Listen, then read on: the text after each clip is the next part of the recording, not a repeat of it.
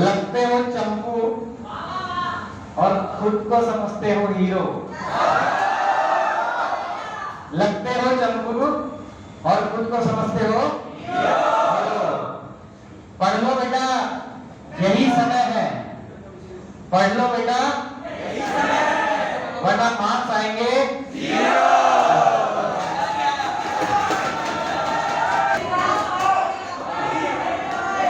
गाने सुनाना। चलो हाँ, एक स्टूडेंट था, मतलब हो सकता है आप में से बहुत सारे वैसे ही हो जैसा मैं बताने वाला हूँ। हो सकता है आप में से बहुत सारे लोग शायद अपने आप को उससे रिलेट कर पाए। इसके ध्यान से सुना, तो मैं एक स्टूडेंट की कहानी बताने वाला हूँ। तो देखिए भैया,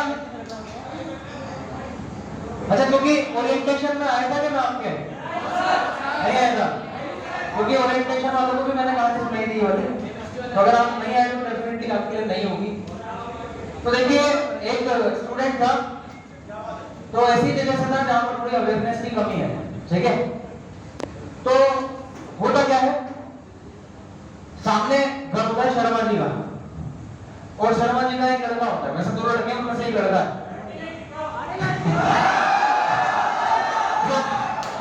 तो दो लड़के थे उनके, तो उनमें से एक लड़का था। तो ये जो लड़का था ना, इससे क्या करते थे, इसके पिताजी कंपेयर क्या करते थे, क्या देखो शर्मा जी का लड़का ऐसा कर रहा है, इतना अच्छे से पढ़ाई करता है, और तुमको देखो तुम पढ़ाई नहीं कर रहे हो, ठीक है। हाँ सुनो, पूरी पूरी बात सुनिए, हो सकता है आप में से बहुत सारे लोग शायद अपने आप को रिलेट कर पाए। तो 10-15 मिनट की कहानी है। तो होता क्या है कि पिताजी कंपेयर करते हैं बार बार, इसलिए शर्मा जी का लड़का मैथ्स लेता है, तो ये लड़का भी 10th में क्या ले लेता है, मैथ्स ले लेता है कि भैया मुझे भी मैथ्स लेके पढ़ाई करनी है। अच्छा। तो लेने के दो कारण थे, एक तो लेने के दो कारण थे, एक तो था कि 10th में थोड़े मार्क्स जो थे वो ठीक ठाक आए हैं, क्योंकि जनरली यही होता है कि 10th की परसेंटेज के बेसिस पर अपना अपना सब्जेक्ट डिसाइड कर लेते हैं, ये होता है। तो 10th में मैथ्स तक के मार्क्स आ गए, और दूसरा सामने शर्मा जी का लड़का है, तो वो पढ़ने में थोड़ा ठीक है, तो पिताजी हमेशा कंपेयर करते हैं कि यार देख वो लड़का, तो इसलिए वो मैथ्स ले लेता है कि अब तो मुझे ही मैथ्स लेना है। मैं इसलिए कह रहा हूँ, आप लोग हो सकता है लास्ट तक बहुत सारे लोग अपने आप को रिलेट कर पाए।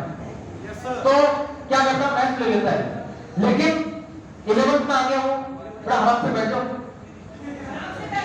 आराम से बैठ बैठ, हाँ बैठिए सब लोग आराम से ना, आराम से बैठिए मतलब।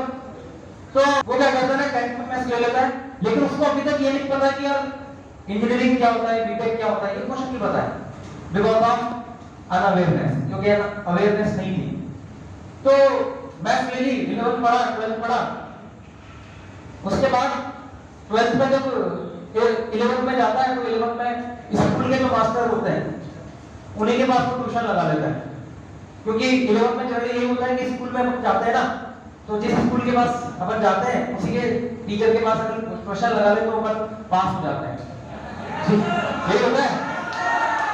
तो वो 11th में बिल्कुल पढ़ाई नहीं करता है, और स्कूल के टीचर के पास ही क्लास लगा लेता है ताकि टीचर उसको पास कर दे, ठीक है। आज हो भी जाता है। फिर आती है 12th की बात। अब 12th में तो ऐसा नहीं होता है कि स्कूल के टीचर के पास ही जब वो आपको पास कर देगा, वो तो केवल इंटरनल मार्क्स भेज सकता है आपके। तो वैसे भी जब आप अच्छे स्टूडेंट होते हैं तो लगभग सबके मार्क्स 30 अगर मार्क्स भेज रहे हैं तो उसमें से 25 से 30 के बीच में जाते हैं सबके मार्क्स। तो वहां पर क्या होता है, ट्यूशन चेंज करता है, लेकिन अभी भी उसको ये नहीं पता कि बीटेक क्या होता है, इंजीनियरिंग क्या होता है, ठीक है।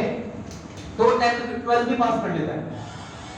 12th जब पास कर लेता है तो उसका कोई दोस्त है, वो उसके पास आता है कि यार मैंने तो इंजीनियरिंग कॉलेज ज्वाइन किया है, तो उसके पेरेंट्स भी आते हैं उसके साथ, तो बोलते हैं कि यार एक काम कर, तू ज्वाइन कर ले इसके साथ, और तुम दोनों फिर एक ही जगह रह लेना, एक ही कॉलेज में साथ में।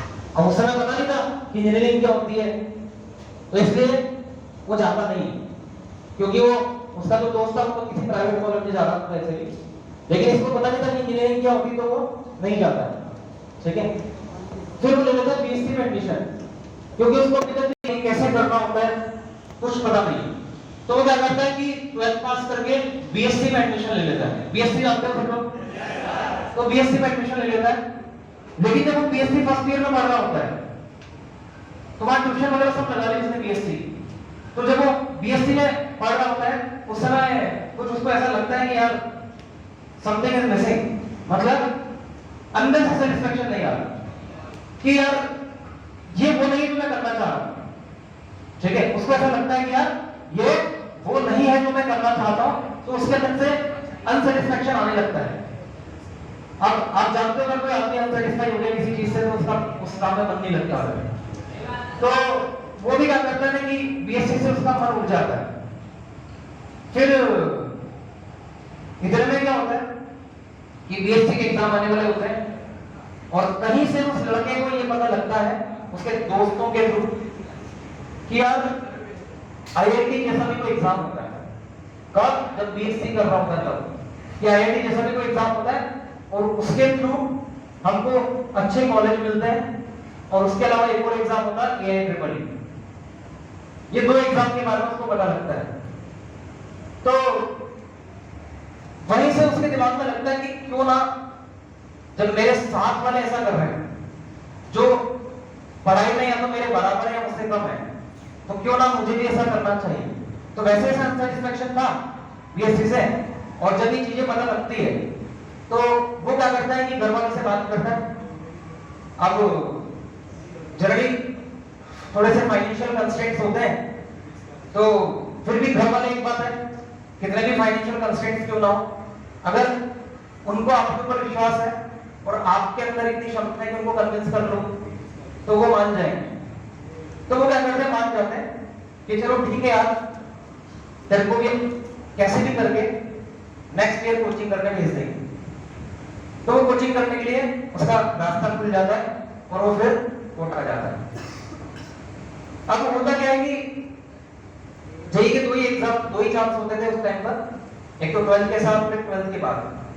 तो 12th के साथ वाला तो ऑलरेडी निकल चुका है, 12th के बाद वाला वो इस वजह से निकल गया क्योंकि जब तक उसको पता लगा कि जेई जैसा भी कोई एग्जाम होता है तब तक उसके फॉर्म वगैरह सब कुछ फिल हो चुके थे।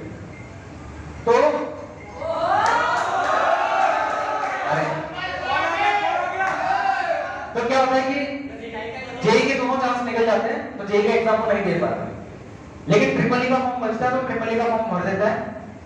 और पहली बार उसने ट्रिपल ई का एग्जाम दिया तो उसके नंबर आते हैं -0.5। कितने नंबर?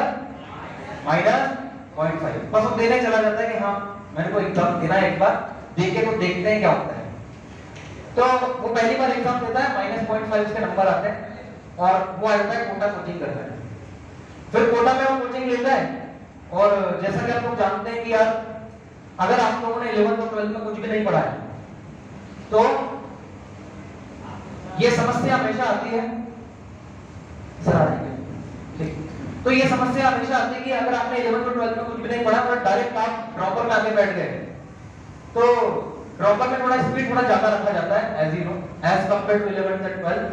और अगर आपको ड्रॉपर 11th का बिल्कुल भी नहीं आता है, 12th का बिल्कुल भी नहीं आता है और न्यूमेरिकल सॉल्व करना बिल्कुल भी नहीं आता, आपने कभी कोशिश नहीं की उससे पहले न्यूमेरिकल सॉल्व करने की, तो आपको ड्रॉप ईयर में थोड़ी प्रॉब्लम फेस करनी पड़ती है। थोड़ी नहीं बल्कि काफी ज्यादा फेस करनी पड़ती है। तो जब वो ड्रॉप ईयर में लेने आता है, ड्रॉप ईयर भी कब? 12th के बाद वाला नहीं, उसके एक और साल बाद वाला, ठीक है। तो तब वो ड्रॉप लेने के लिए आता है और उसके पास ये लास्ट चांस था क्योंकि ट्रिपल ई उस समय 3 साल तक दे सकते थे आप 12th के साथ, 12th के बाद और उसके एक और साल बाद, तो एक ही एग्जाम बचा था, तो ये एकमात्र ऑप्शन था ट्रिपल ई। तो वो कोटा जाता है, प्रिपरेशन करना स्टार्ट करता है। स्टार्टिंग में थोड़ी डिफिकल्टी फेस होती है क्योंकि न्यूमेरिकल से उसका दूर कोई रिलेशन नहीं था। पहले न्यूमेरिकल जब वो एग्जाम देने जाता था तो रट के जाता था। जब 11th और 12th में पढ़ते हैं अपन, तो अगर आपको ये जेईई के एग्जाम के वगैरह के बारे में नहीं पता है तो जनरली हम क्या करते हैं ना कि बुक्स के न्यूमेरिकल्स रट लिया करते हैं, फिर वहां पर जाकर के छाप देते हैं, फिर एग्जाम में आ जाता है। तो उसका ये सीन था, तो उसको स्टार्टिंग में थोड़ी डिफिकल्टी फेस करनी पड़ती है, बट उसके दिमाग में एक बात थी कि यार मेरे पास ये एक चांस है और मैं तो वो भी छोड़ के आ चुका हूं जो मैं कर रहा था, तो वापस में तो जा भी नहीं सकता क्योंकि बीएससी का एग्जाम भी मैंने छोड़ दिया, राइट। तो बीएससी का उसने फर्स्ट ईयर का एग्जाम भी नहीं दिया और वो एट द सेम टाइम आ जाता है कोटा कोचिंग करने के लिए, और वहां पर उसको स्टार्टिंग में थोड़ी डिफिकल्टी फेस करनी पड़ती है, बट उसके पास एक ही ऑप्शन था और कोई ऑप्शन था नहीं, तो उसके पास यही एक चीज बची थी कि मेहनत करनी है उसको, तो उसने मेहनत की बहुत, ड्रॉप ईयर में। अब हिंदी मीडियम से होते हैं जनरली, तो वो भी हिंदी मीडियम से था, तो उसको क्या था कि ज्यादा चीजें पता भी नहीं थी, क्योंकि हिंदी मीडियम वाले बच्चों के पास ना बुक्स की बहुत लिमिटेशंस होती है। जैसे इंग्लिश मीडियम में तो बच्चों के पास बहुत सारी बुक्स होती हैं करने के लिए, ठीक है। जो हिंदी मीडियम के बच्चों में शायद वो इस बात को जानते होंगे कि हिंदी मीडियम के लिए आज भी जो मार्केट में नंबर ऑफ बुक्स मिलती हैं वो बहुत लिमिटेड होती है as compare to English medium. तो उसने क्या किया कि जो टीचर क्लास में पढ़ाते थे वो और जो मॉड्यूल मिलता था वो उनको प्रॉपर्ली सॉल्व किया, और हमेशा एक कोशिश की कि जैसा फेज होता ना, आपका फेज 1 के आप बच्चे हो, वैसे ही वहां पर अलग अलग फेज चलते थे, तो उसने फेज 3 में एडमिशन लिया था, ठीक है, फेज 3। तो उसमें 1500 से 2000 बच्चे हुआ करते थे, तो उसकी हमेशा यही कोशिश रहती थी कि यार मुझे कैसे भी करके टॉप 100 में अपनी रैंक मेंटेन रखनी है, मतलब जो टेस्ट होते हैं ना उसमें। तो अब यार देखो, अपने को अपनी हैसियत भी पता होनी चाहिए। मैं कभी भी ऐसा एक्सपेक्ट नहीं करूंगा कि यार मान लो किसी ने ड्रॉप ईयर नहीं लिया हो या 11th और 12th में नहीं पढ़ा मान लो, और फिर वो आकर के उन बच्चों के साथ कम्पीट कर रहा है जो 11th और 12th दोनों से प्रिपरेशन करते आ रहे हैं, और फिर ये आप एक्सपेक्ट करो कि नहीं यार मेरी रैंक भी उसके बराबर आ जाए, तो उसके लिए बहुत टाइम चाहिए होता है, और ड्रॉप ईयर में आपके पास इतना समय होता नहीं इन सब चीजों को सोचने के लिए। तो होता क्या है कि वो हमेशा यही कोशिश करते हैं कि टॉप 100 में मुझे अपनी रैंक मेंटेन रखनी है, और वो हमेशा उसने किया भी सही, एक या दो बार को छोड़ करके। फिर क्या होता है कि फाइनली ट्रिपल ई का एग्जाम आता है, फिर वो ट्रिपल ई का एग्जाम देता है, और इस बार ट्रिपल ई में उसका सिलेक्शन हो जाता है और उसको मिलता है MNIT जयपुर। बट वहां पर फिर से प्रॉब्लम ये होती है कि मान लीजिए आपकी रैंक अच्छी है सपोज, और आपके अंदर अनअवेयरनेस है, मतलब आपके पास इतनी अवेयरनेस नहीं है कि कैसे कॉलेज की काउंसलिंग में सीट्स वगैरह फिल की जाती है, तो उस समय आपकी रैंक अच्छी होते हुए भी आपको हो सकता है कि अच्छा कॉलेज ना मिले। लेकिन अगर आपके पास अवेयरनेस है, तो अगर आपकी रैंक थोड़ी बहुत पीछे भी है तो इट इज पॉसिबल कि आप कोई अच्छा कॉलेज मिल जाए आपको, इट हैपेंस। इसलिए हमें अवेयरनेस रखना बहुत ज्यादा जरूरी होती है। तो वहां पर क्या होता है कि काउंसलिंग में कोई गाइड करने वाला नहीं होता है, और वहां पर उसको फिर फाइनली मिलता है MNIT जयपुर में केमिकल इंजीनियरिंग। तो केमिकल इंजीनियरिंग वो उसको वहां पर मिल जाती है, एडमिशन ले लेता है, उसको बाहर की NITs भी मिल रही है, लेकिन घर वालों का अकेला बच्चा है, तो घर वाले चाहते हैं कि यार इसको बाहर नहीं भेजें हम, तो वो क्या करते हैं कि इसलिए वो ऐसा कॉलेज पिक करता है ताकि यार अपन होम स्टेट में रह जाए, तो वो MNIT जयपुर पिक करता है, उसमें मिलती है उसको केमिकल इंजीनियरिंग, ठीक। फिर जब केमिकल इंजीनियरिंग कर रहा होता है तो कुछ ऐसा लगता है उसको कि यार ये वो नहीं जो मैं करना चाह रहा हूं।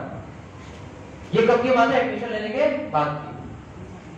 तो उसी समय स्टेट लेवल का एक और एग्जाम होता है RPET, और RPET में उसकी रैंक थोड़ी बढ़िया होती है, तो इस बच्चे को थोड़ा इंटरेस्ट था मैकेनिक्स वगैरह में, इसलिए वो क्या करता है कि MNIT जयपुर को छोड़ करके इस स्टेट लेवल का इंजीनियरिंग कॉलेज है, गवर्नमेंट इंजीनियरिंग कॉलेज कोटा, तो इसमें वो एडमिशन ले लेता है, ठीक है, कौन उतना स्टूडेंट। और वहां पर क्योंकि रैंक अच्छी थी तो ब्रांच उसको जो चाहे वो मिल जाती, लेकिन उसको चाहिए थी मैकेनिकल, तो उसने यहाँ पर मैकेनिकल ले लिया।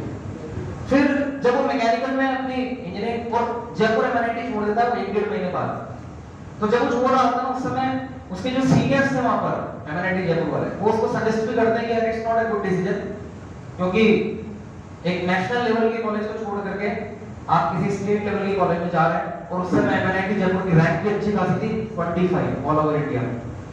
तो वो क्या करता है कि MNIT जयपुर छोड़ करके फिर भी वो सीनियर्स की बात नहीं सुनता है, जिनसे आप NOC लेने जाते हो, जब आप कॉलेज छोड़ते हो तो आपको NOC लेनी पड़ती है वहां से, तो NOC लेने वाले जो सर थे वो भी सजेस्ट करते हैं कि यार इसको मत छोड़ो, गलत डिसीजन है, और वो फिर भी नहीं मानता, और 1-1.5 महीने बाद वो MNIT जयपुर छोड़ देता है, और फिर फाइनली एडमिशन ले लेता है कोटा गवर्नमेंट इंजीनियरिंग कॉलेज में। फिर कोटा गवर्नमेंट इंजीनियरिंग कॉलेज में मैकेनिकल से अपनी पढ़ाई स्टार्ट करता है। अब क्या होता है कि जब आपका टारगेट फिक्स नहीं होता है ना, तो आप कभी भी अपने लक्ष्य पर जल्दी नहीं पहुंचते अगर आपका टारगेट फिक्स नहीं है तो इसके साथ भी कुछ ऐसी समस्याएं थी, इसको समझ में नहीं आ रहा था। मैंने बीटेक को करना स्टार्ट कर दिया, बट करना क्या मुझे, इसने मैकेनिकल लेवल ली, तो इसको मैकेनिकल लेने का कारण क्या था पता है, मैकेनिक्स में थोड़ा इंटरेस्ट था, इसलिए मैकेनिकल ले ली। फिर जैसे जैसे आप बीटेक में आगे बढ़ते हैं, फर्स्ट ईयर सेकंड ईयर, तो डिफरेंट सब्जेक्ट्स आपको पढ़ने होते हैं। जैसे कि थर्ड ईयर में ऑटोमोबाइल इंजीनियरिंग आपको पढ़ना पड़ता है, फोर्थ सेमेस्टर में, सॉरी सेकंड ईयर में। फिर ऐसे ही थर्ड ईयर में अलग सब्जेक्ट पढ़ना पड़ता है, फाइनल ईयर में अलग सब्जेक्ट पढ़ने पड़ते हैं। तो जब वो सेकंड ईयर में ऑटोमोबाइल इंजीनियरिंग पढ़ रहा होता है, तो उसको ऑटोमोबाइल में इंटरेस्ट डेवलप हो जाता है। वो सोचता है कि बीटेक के बाद अब तो मैं ऑटोमोबाइल में कुछ करूंगा, इसलिए वो ऑटोमोबाइल की फील्ड में कुछ ढूंढने लग जाता है, डिफरेंट कंपनीज की कैसे काम करती है, कैसे होता है, ये सारी चीजें वो देखने लग जाता है। फिर सब कुछ सही चल रहा है, ऑटोमोबाइल में कुछ करना था, तभी फाइनल ईयर आता है। फाइनल ईयर में एक और सब्जेक्ट पढ़ते हैं, रेफ्रिजरेशन।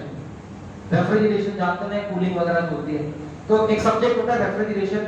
तो जब वो रेफ्रिजरेशन पढ़ता है तो उसका इंटरेस्ट डेवलप होता है किसमें, रेफ्रिजरेशन में, और वही सोचता है कि अब मुझे सारा रेफ्रिजरेशन में ही कुछ करना है।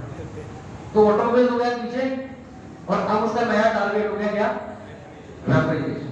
तो रेफ्रिजरेशन में कुछ करना है, ये सब उसने सोच लिया। लेकिन जब फाइनली कॉलेज में कंपनीज वगैरह आती है, तो उसको नौकरी मिलती है सीमेंट की कंपनी में, अंबुजा नहीं, तो उसको नौकरी मिलती है सीमेंट की कंपनी में। अब सीमेंट की कंपनी में क्या होता है, जल्दी ऐसा होता है कि ब्रीदिंग इश्यूज आने लग जाते हैं। जो सीमेंट की फैक्ट्री में है, जो वो लोग जानते हैं इस चीज को कि वहां पर बहुत लंबे टाइम तक अगर आप काम कर रहे हैं तो डस्ट वगैरह बहुत ज्यादा होती है, इसलिए थोड़े ब्रीदिंग इश्यूज आ जाते हैं। तो घर वाले इसलिए नहीं जाने देते हैं कि यार एक ही लड़का है और सीमेंट की फैक्ट्री है, कुछ ब्रीदिंग इश्यू का इश्यू आ गया तो साला अलग लफड़ा, इसलिए वो सीमेंट की फैक्ट्री में उसको नहीं जाने देते। फिर वो क्या करता है कि एक कंपनी ढूंढता है रेफ्रिजरेशन की, और उस रेफ्रिजरेशन कंपनी में उसकी जॉब लगती है आफ्टर बीटेक। तो रेफ्रिजरेशन की कंपनी में जॉब करने लगता है, सब कुछ सही चल रहा है। अब उसके दिमाग में एक और चीज थी कि जब वो फाइनल ईयर में होते हैं ना, तो बच्चे क्या करते हैं ना, गवर्नमेंट जॉब की प्रिपरेशन करते रहते हैं बच्चे लोग। जब वो यूपीएससी नहीं, यूपीएससी तो बहुत बड़ी होगी, मतलब स्टेट के एग्जाम होते हैं या फिर इंजीनियरिंग से रिलेटेड आईएएस के एग्जाम होते हैं, तो इनकी प्रिपरेशन बच्चे करते रहते हैं। तो उसके दिमाग में एक चीज पता नहीं क्या फिट हो गई थी कि मुझे गवर्नमेंट जॉब नहीं करनी, मुझे प्राइवेट जॉब ही करनी है। ये चीज उसके दिमाग में पता नहीं कहां से फिट हो गई। तो हुआ क्या कि वो ना गवर्नमेंट एग्जाम की प्रिपरेशन करता है, वो सीधा कंपनी की तलाश में है और उसको एक रेफ्रिजरेशन कंपनी में उसकी जॉब लग जाती है, ठीक है। और जब वो रेफ्रिजरेशन कंपनी में जॉब कर रहा होता है, 1.5-2 साल तक सब कुछ सही चलता है, पर अंदर ही अंदर से फिर से अनसैटिस्फैक्शन आने लगता है। एक्चुअली होता क्या है, मैन्युफैक्चरिंग कंपनीज जो होती है ना, उनमें एक प्रॉब्लम है। प्रॉब्लम ये है कि उसका केवल एक ही डिपार्टमेंट ऐसा है जहां पर आपकी पढ़ी हुई नॉलेज काम आती है, वो है R&D डिपार्टमेंट, मतलब रिसर्च एंड डेवलपमेंट डिपार्टमेंट। उसके अलावा उसका कोई डिपार्टमेंट मुझे ऐसा नहीं लगा जहां पर वो काम आ रहा है जो मैंने पढ़ा। तो ऐसा जनरली होता है। अरे ये तो मैन्युफैक्चरिंग इंडस्ट्री में फिर काम किया है, इसलिए पता है। तो रेफ्रिजरेशन या कोई भी मैन्युफैक्चरिंग इंडस्ट्री हो ना, तो उसमें कभी भी वो काम नहीं आता जो आपने पढ़ा हो। तो 1.5-2 साल के बाद काम करता है, फिर अंदर से अनसैटिस्फैक्शन आता है कि साला वो तो काम ही नहीं आ रहा जो मैंने पढ़ा है। तो इसी दौरान क्या होता है कि उसका कोई कलीग है, वो कलीग क्या करता है कि उसका एक भाई है छोटा, वो पॉलिटेक्निक कर रहा होता है, डिप्लोमा। तो वो डिप्लोमा के सब्जेक्ट होते हैं ना, उससे कभी-कभी पढ़ने आ जाता था। तो वहां से थोड़ा सा ना मतलब उसको ऐसा लगा कि यार इसको पढ़ा के मुझे थोड़ा सा अंदर से सेटिस्फैक्शन मिल रहा। तो हुआ क्या, हाँ पूरा समझिए। तो उसको ऐसा लगा कि यार मैं अगर इसको पढ़ा रहा हूं तो मुझे थोड़ा सेटिस्फैक्शन मिलने लग गया। तो फिर उसने उस जॉब के साथ ही टीचिंग स्टार्ट कर दी। अब बीच में ना उसके दिमाग में एक और बात आई थी, क्योंकि जब जॉब से अनसेटिस्फैक्शन था तो उसने कहा कि यार क्यों ना अपन भी किसी गवर्नमेंट एग्जाम की प्रिपरेशन करें, क्योंकि उसके बहुत सारे दोस्त थे जो गवर्नमेंट एग्जाम की प्रिपरेशन कर रहे थे। तो उसने उनसे बात की, तो उसने कहा कि एक काम करते हैं, अपन भी जॉब की एग्जाम की प्रिपरेशन करते हैं। और जो सबसे पहला एग्जाम उसके दिमाग में आया वो था IES, engineering Indian engineering services. जैसे IAS होता है उसके जस्ट नीचे वाला एग्जाम IAS आप कह सकते हैं। तो वो उसकी प्रिपरेशन करने के लिए सोचता है, लेकिन फिर प्रॉब्लम क्या है, ये घर में पिताजी हैं और वो जल्दी रिटायर होने वाले हैं। तो उनके रिटायरमेंट में 1-2 साल बच रहे हैं। और अगर आप IAS का प्रिपरेशन करने जा रहे हो तो आप कभी भी ऐसा नहीं सोच सकते कि हाँ चलो ठीक है मेरे पास 1 ही साल है, इसी साल में मैं कर दूंगा। वो आप तब सोच सकते हो जब आपके पास एक अच्छा बैकअप हो। तो पिताजी रिटायर होने वाले हैं और इस फिर एज कंस्ट्रेंट भी आ जाता है कि हर गवर्नमेंट एग्जाम की एक एज होती है, तो उसमें भी लगभग एज खत्म होने में 1-2 साल का टाइम बचा था। तो फिर थोड़ा कंफ्यूजन था माइंड में बहुत ज्यादा। तो वो अपने दोस्तों से बात करता है और दोस्त भी उसको सजेस्ट करते हैं कि यार देख अभी ना करें तो ज्यादा बेटर है। फिर भी समझ में नहीं आता कि क्या करें। तो फिर वो बहुत सारे लोगों से बात करता है, नेट पे क्वेश्चन पोस्ट करता है इंटरनेट पे कि क्या ऐसा करना चाहिए। तो सब लोग ये कहते हैं कि नहीं यार this is not the right time, क्योंकि बहुत हाई रिस्क का काम है। 2 साल बाद या 3 साल बाद जब रिटायर होंगे तो घर में कोई ना कोई होना चाहिए जो कि अर्निंग कर रहा होता है ना। और ये तो होता ही है कि अगर घर में आपके कोई अर्निंग का सोर्स नहीं है तो थोड़ी प्रॉब्लम आने लग जाती है, ठीक है। तो इसलिए उसके दिमाग में था कि यार करना तो है लेकिन अब नहीं कर सकता। तो उसने ये चीज छोड़ दी कि अब मुझे गवर्नमेंट जॉब की प्रिपरेशन करनी ही नहीं।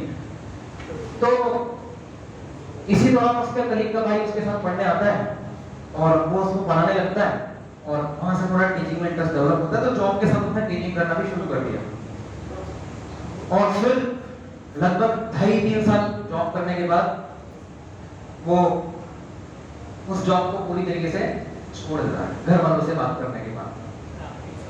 तो जब वो जॉब छोड़ देता है फिर उसके बाद टीचिंग करने लगता है फिजिक्स। और वही बच्चा पिछले 8 साल से फिजिक्स पढ़ा रहा है और वो अभी आपके सामने खड़ा है।